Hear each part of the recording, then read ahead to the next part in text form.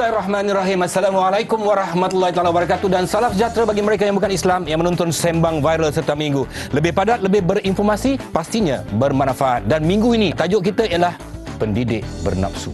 Dan bersama dengan saya untuk membicarakan tentang topik ini yang berbahagia Dr. Hajar Ina Muhammad Yassin, pensyarah dari Universiti Kebangsaan Malaysia dan juga pernah menyandang jawatan sebagai pendaftar Universiti Kebangsaan Malaysia.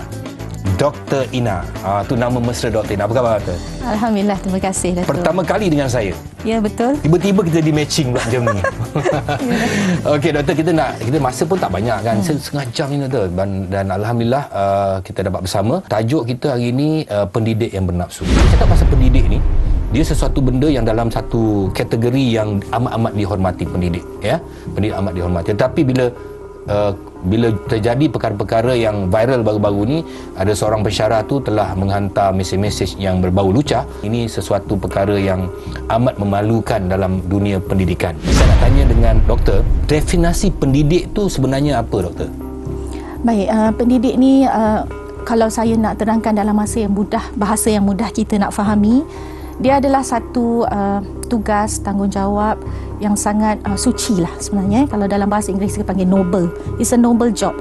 Sama juga dengan pendakwah, ya. Sama juga. Seseorang yang telah dilantik, ditawarkan menjadi seorang pendidik, tugas utama dia, of course, nama pun pendidik, ya. Mestilah dia untuk mendidik, membimbing dan juga menjadi penasihat kepada orang yang dididik. Dalam kes ini pelajar lah. Tak kiralah pelajar daripada sekolah rendah ke sekolah menengah, college, universiti, ya. Dalam masa yang sama, pendidik juga adalah seorang yang bertanggungjawab memberi guidance tentang apa yang baik, apa yang buruk. Okey, maksudnya apa yang doktor terangkan tu, seorang pendidik tu harus disanjung tinggi dan dihormati. Betul. Sebab dialah yang akan menjadi orang rujukan tentang apa, what is good, what is bad, apa yang baik, apa yang buruk, apa yang boleh dibuat, apa yang tidak boleh dibuat. Okey, selain daripada kelaikan akademik, kelaikan macam mana yang perlu ada bagi seorang pendidik yang bermaruah? Kalau dalam kes ni kita ambil universiti lah. Contoh dekat universiti, kita bukan mudah-mudah nak lantik seorang pensyarah tu. Tak mudah. Proses saringannya sangat ketat, ya. Termasuk sampai ke tahap ada ujian-ujian psikometrik yang kita jalankan. Jadi kita melantik seorang pendidik ni kalau di universiti, tidak hanya kita melihat kepada kepitahan dia bercakap, kelayakan akademik dia yang tinggi, tetapi juga dia punya sasiah yang baik. Dan perlu ada akhlak yang baik. Itu sudah pasti. Apakah seorang pendidik itu mesti mempunyai akhlak yang baik? Ini persoalan dia. Tapi sebelum kita terus dengan doktor, saya ada satu tetamu yang kita nak bincang lah. Ini kita tengok dulu sedutan ni.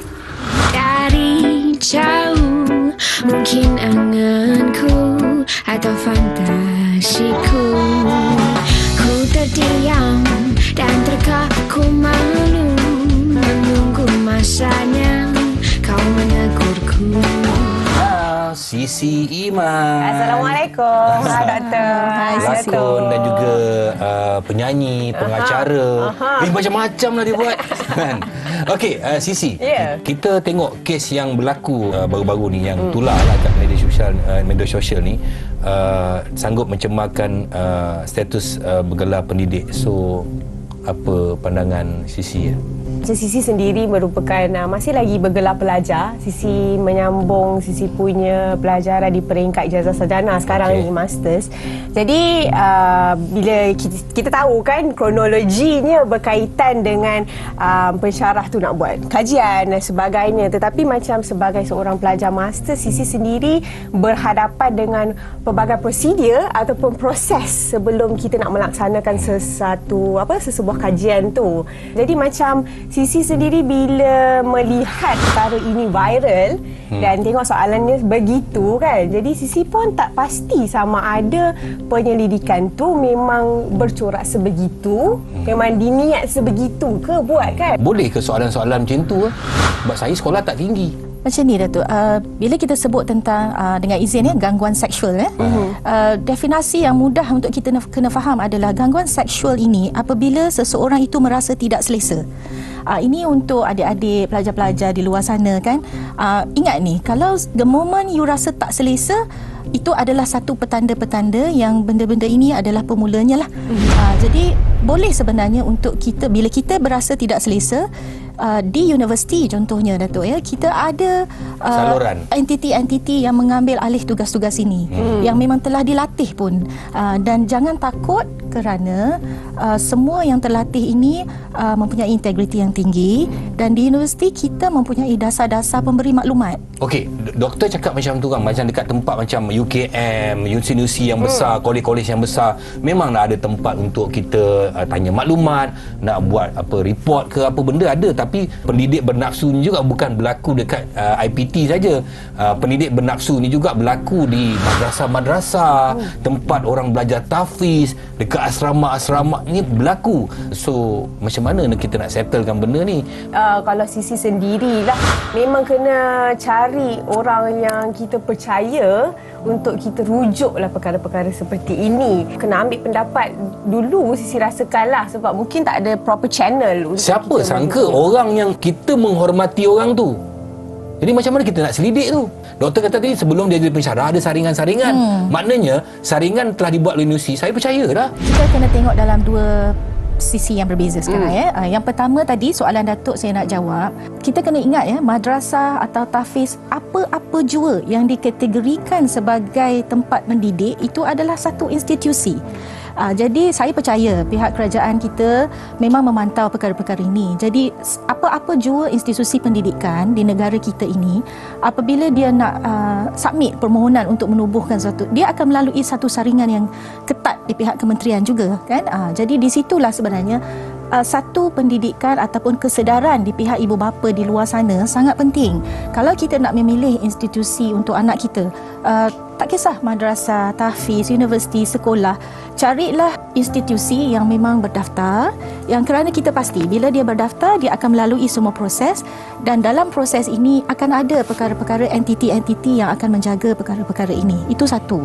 Yang kedua tadi, mungkin Sisi pun cakap kan, kita nak kena bagi tahu dengan ibu bapa, tapi akan ada masa pelajar-pelajar ini, terutama yang bawah umur lah, kalau dekat tahfiz contohnya, mohon izin ya saya contoh yang itu. Kalau dekat tahfiz, dia akan terfikir satu perkara, mak ayah aku ni percaya ke yang nak cakap ni ustaz, ustazah ke, macam itulah kan. Dia fikir macam tu. Dia akan ada fikiran macam itu. Jadi inilah support system yang mungkin kita kena bincangkan lebih lanjut nantilah. Okey, Sisi. Ya, Datuk. Sisi pernah belajar. Pernah tak kena gangguan-gangguan yang macam ni? Alhamdulillah setakat ini di sepanjang perjalanan Sisi bergelar seorang pelajar ni tidak pernah lagi lah. Kawan-kawan pernah, Sisi pernah dengar lah. Pernah dengar? Pernah dengar. Dia pernah sebenarnya. mengadu? Pernah mengadu dan pernah beri warning pun kadang-kadang. Macam pensyarah yang ini dia macam ini sikit, yang ini macam ini sikit cara dia. Saya nak awak cerita gangguan yang macam mana kawan awak tu kena. Okey, antaranya pernahlah kena telefon kan, telefon dilewat malam. Kita tahu kan apa-apa sahaja urusan berkaitan dengan pelajaran sebenarnya tidaklah sampai ke lewat malam. So ada rajin sangat pula bicara ni kan. Rajin now rajinnya. Tu lepas tu biasalah topik tu akan tersasar ke sini ke situ dan sebagainya. Jadi kawan-kawan adalah bercerita mengenai. Tapi apa kawan-kawan awak buat tu? Kawan-kawan buat apa? Ada report tak?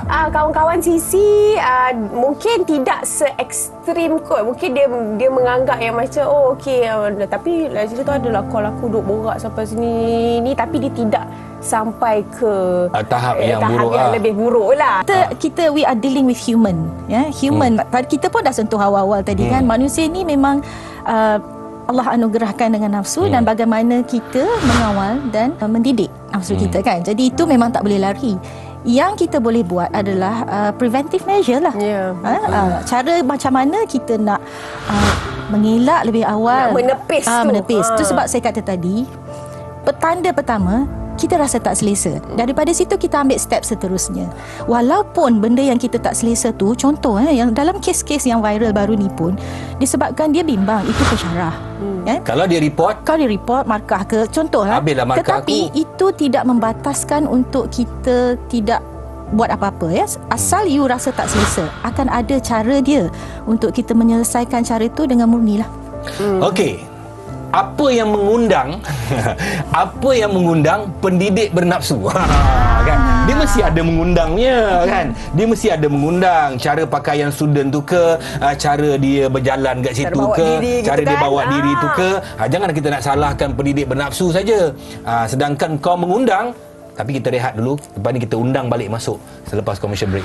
Merosakkan imej IPT, merosakkan imej universiti.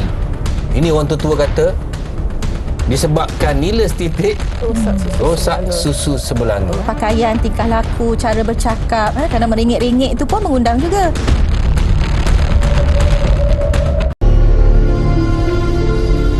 Very upset with this kind of issue sebab sexual harassment ni adalah salah satu benda yang saya sangat-sangat ban in my life. Saya kurang senang to hear this kind of issue, so it's a good thing that it's viral. Kalau dulu orang menjadikan sexual harass sebagai satu norma, maknanya sekarang ni kita boleh nampak yang masyarakat mula peka bahawa benda ni tak sewajarnya terjadi. Isu-isu yang macam ni memang sepatutnya diviralkan. Secara umum kita manusia, fitrahnya kita bernafsu, tetapi bila kita dah lama kita ada tanggungjawab, kita ada etika kita diberi amanah, bermakna kita perlu menjalankan kepercayaan tu dengan penuh tanggungjawab. It's sad lah apabila perkara-perkara yang kita buat melampaui batasan, ia sebersedikit buatkan golongan tenaga pengajar lain dapat nama buruk juga. Sebabkan satu individu dia affect the whole community. Setiap orang yang diberikan amanah tanggungjawab ni maknanya mereka berkuasa. Jadi mereka menyalahgunakan, maknanya mereka dah menjadi seorang yang tidak bertanggungjawab, dah kira macam pecah amanah, dan ini satu perbuatan yang saya kira tidak patut berlaku dan jijik lah sebenarnya. Nah, itu dia pandangan daripada hati-hati kita tentang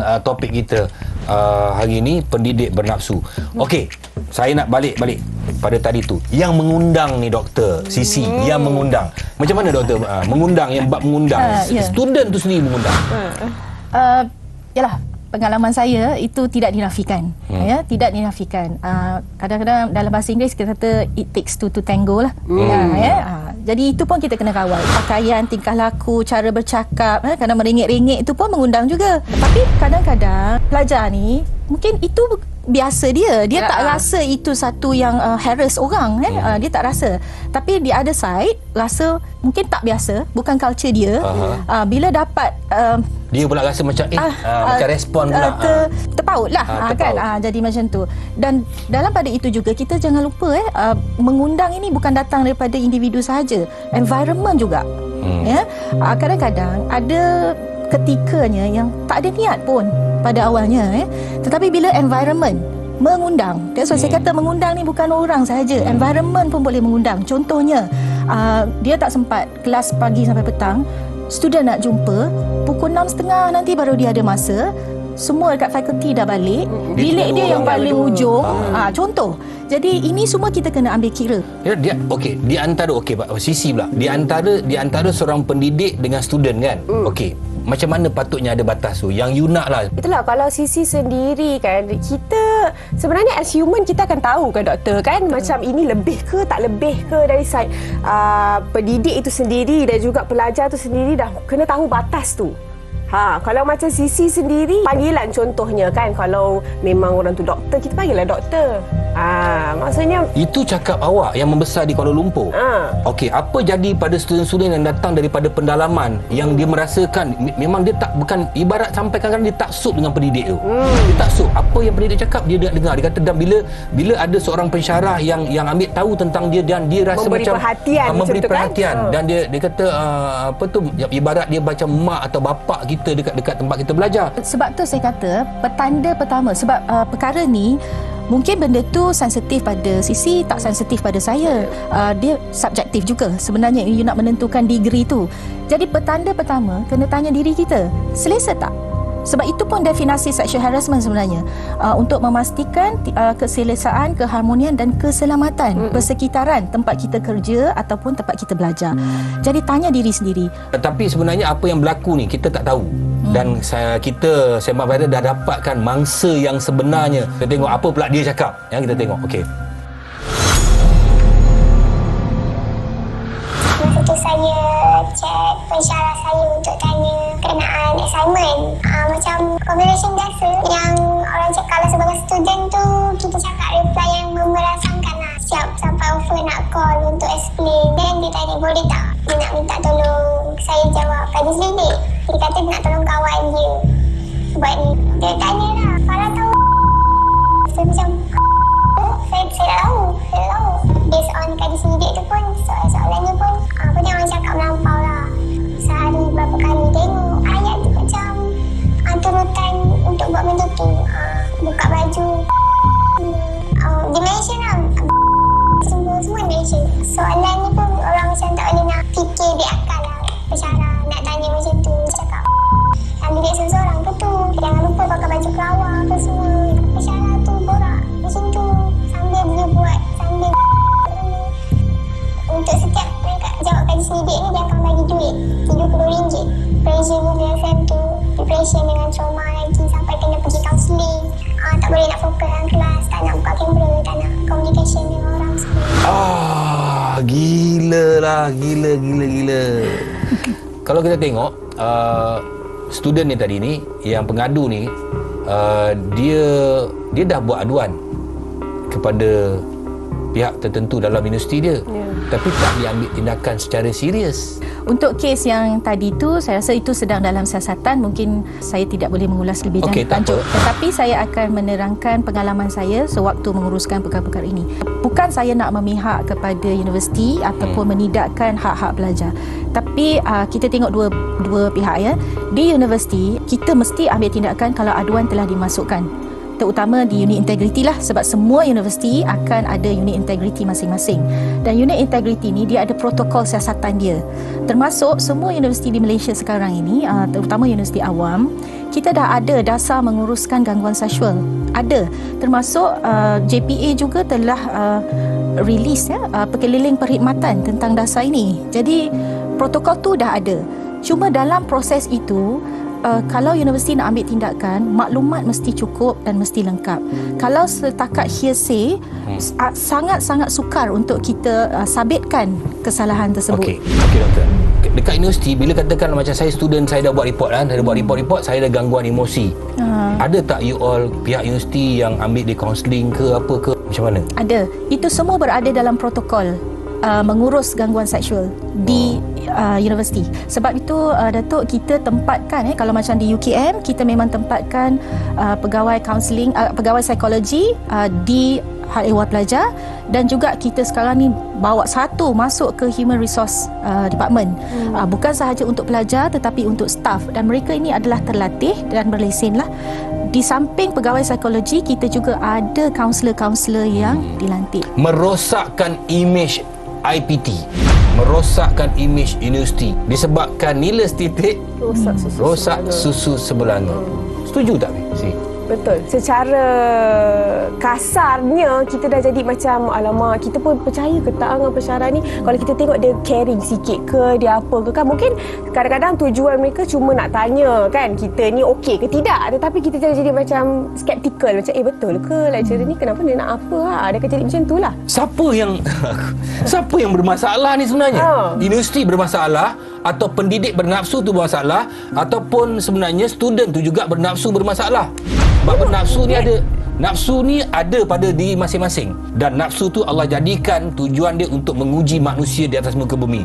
Dan ujian telah pun berlaku kepada pendidik bernafsu ini, dan dia sekarang sedang bersilat. Bagaimana tanpa kita silat, kita berehat sebentar. Kita kembali selepas ni. Pendidik, apa sepatutnya tanggungjawab yang perlu dibuat?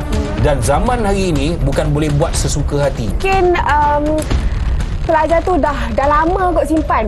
Ada ramai lagi orang yang kena macam ni.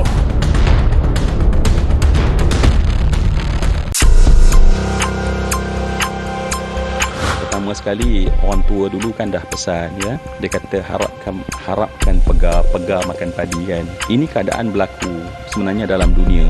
Apabila orang-orang yang kita harap boleh memberikan pendidikan, jaga, tetapi mereka tak mampu laksanakan tanggungjawab itu satu, tetapi menggunakan untuk diri dia sendiri, dan guna tu tentulah yang bukan tak guna akal dia, bukan hati dia, tetapi untuk kepuasan nafsu dia.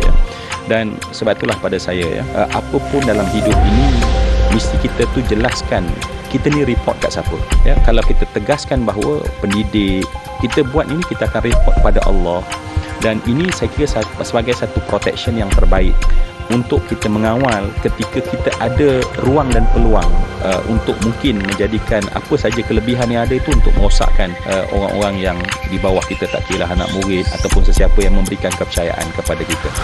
Itu pandangan daripada yang berbagi Ustaz Zul Ramli tentang isu kita, pendidik bernafsu. Sisi setuju tak mangsa tadi tu memviralkan benda tu? Setuju atau tidak?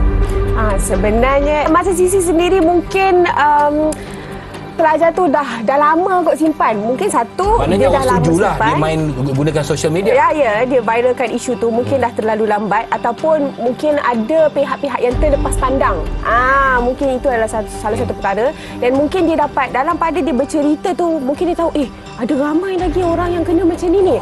So dia dah jadi macam, aku kena fight untuk kes ni supaya lebih laju lah kan, mendapat perhatian umum. Kalau saya jadi ibu bapa kepada mangsa juga, kalau lambat saya akan mengambil jalan lain. Saya akan kenakan sebagai satu jenayah sivil lah report polis pada benda tu. Kalau terlalu lambat kan. Tetapi sebenarnya, dan kita boleh buat concurrent sebenarnya benda ni dalam masa report integriti di universiti, dalam masa yang sama report polis. Okey, kenapa kita buka topik ini supaya semua orang sedar bahawa apa kita sebagai rakyat Malaysia, student khasnya, apa kepentingan kita, pendidik, apa sepatutnya tanggungjawab yang perlu dibuat. Okey, kita ada soalan daripada netizen, kita ada ustaz jawab. Kita tengok dulu apa soalan-soalan netizen dan apa kata ustaz.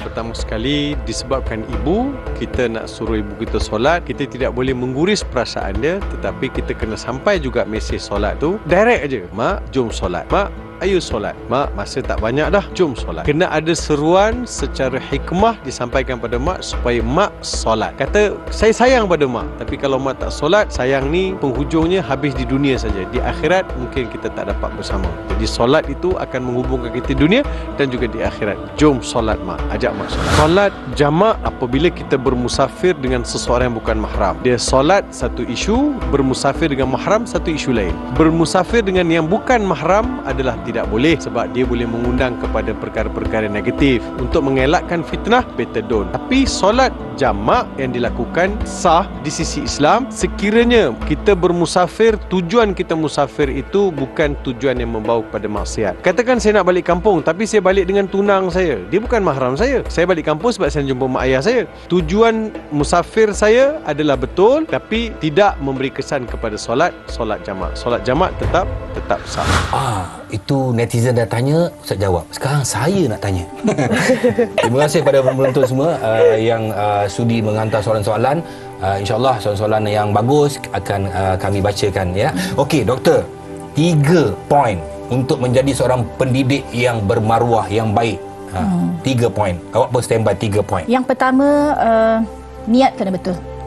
Niat ya. Apa niat kita nak jadi seorang pendidik ni? Kalau niat kita betul, insya-Allah tindakan-tindakan kita selepas itu betul.